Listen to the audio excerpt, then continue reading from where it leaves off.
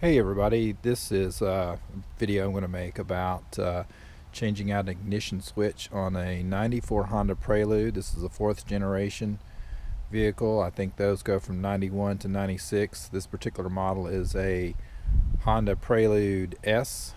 It is a 5-speed manual transmission, so don't know how many other models that will work on, but reason I'm going to just shoot this is because I didn't see anything out there already that kind of covered this. Everything I saw was for mostly it looked like Accords and Civics, and so those models have ignition switches that are pretty easy to change out. They just unclip from underneath the steering column. So if you've seen some of those and looked at your Prelude and notice that they don't seem to match, then here's why. Because the Prelude uses a actual cable with the ignition switch built onto the end, and this is actually the fail point right here. This is the contacts. This piece right here, whoops, fits over, clips on, and you can see there's actually a little keyhole there. That's where, when you turn the ignition switch, it rotates this part here and it touches these different leads, and I don't know which one is which, but I'm going to guess the fail point was this. And of course this symptom on this is when you start the car, it starts just fine. You can hear basically the engine wanting to start, and when you release the key to the run mode, it basically shuts off. And what's interesting is my particular situation, there was no warning that this was going to happen. I drove it home from work one day, went back out to get in the car a short while later, tried to start it, and nothing. When I say nothing, I mean it would start, and then when I would release the key, it would die. So it wasn't like it kind of semi worked on and off for any period of time before it failed. So I want to show you this cable. When you and I've actually already done the work, so I really wasn't planning on making a video, but I thought, well, maybe this can help somebody, since I didn't see anything else out there for this particular situation. So maybe there is, and so I'm not going to claim this is the best video by any means. So this cable is somewhat circuitous, and it's it's a little bit of a challenge to get out. So I'm going to kind of run you along. Of course, this is the end that clips in underneath the steering wheel, and I'll show you that in a minute. And then the cable runs along. You've got a piece there that clips in that kind of holds it in place.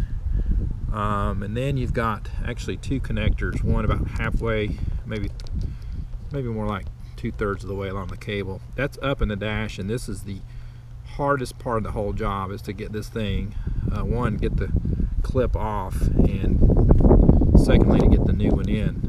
The actual piece you're going to want to push is underneath it on the bottom side right here, and it's, if you could get your hands in there to it, it's pretty easy, but that's the problem. It's in a really tight spot, and I'm going to try to show it to you, but it may not really turn out so well in the video.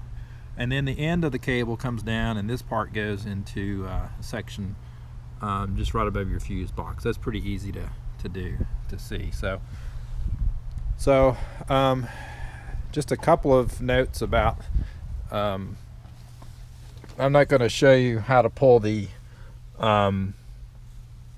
shroud or housing off around the steering wheel. Here's the actual piece that goes on. I believe there's 6 screws on that. There's 3 of them I'm going to call deep well, so they actually connect to the top part, which is over there in the floor, and then there's 3 shorter screws, so you'll just need to look for those, but there's 6 screws total. And one of the things that you might want to do is, if possible, and this is where the actual cable is right here, and of course if you're at this point, you should have already disconnected your battery, but one thing you might be able to do, instead of having to pull this whole thing off, is you might be able to get one of these rather small screwdrivers, kind of a stubby Phillips, and you may be able to get in here, and there's actually 3 screws that you're going to undo. There's one here, one right next to it on top, and then there's one more right there. If you can get that, that will save you possibly a lot of finagling with trying to get the actual ignition switch off, because, and there's other videos that cover this, but unfortunately to get the rest of it off, you have to get these 2 bolts out, and these are I think they call them shear bolts or something like that, but for some idiotic reason when Honda put these on, they don't have any sort of head on them. So if you're going to use these things, if you're going to get these things off, you kind of have to take a chisel and chisel them at an angle, and they'll come off fairly easy, but they're, you know, would have been a whole lot easier if they had a Phillips head or a flat head on them. So of course I've undone my harness for my blinker and my windshield wiper, which they fit in right up here, but you may not have to do that if you can actually get a screwdriver in and get this piece off here, and then this will be your harness. Now the other thing that was going on with mine, and this is the airbag connector, and I finagled that off, but you may not have to take that off again if you can get to the actual, stick that back in there a little bit, if you can get to these actual screws, you can pull this wiring harness off here, and it just snakes back through the dash, and you're going to find that connector that I mentioned earlier that's about 2/3 of the way along it. It's way up here in the left, far left, and there's actually another connector that goes to